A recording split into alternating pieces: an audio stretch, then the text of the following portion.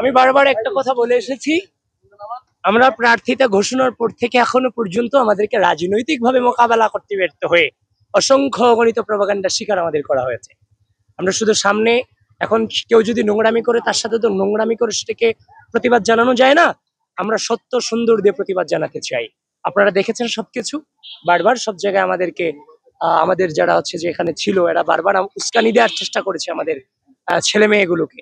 আমরা সর্বোচ্চ ধৈর্যের নির্দেশনা দিয়েছি এবং এই নির্বাচন বাংলাদেশের ইতিহাসে আমরা একটা রোল মডেলে রূপান্তরিত করতে চাই। আচরণ বিধি লঙ্ঘনের যে অভিযোগ করা হচ্ছে পুরোটাই পরিকল্পিত এবং এটার কোনো ভিত্তি নেই।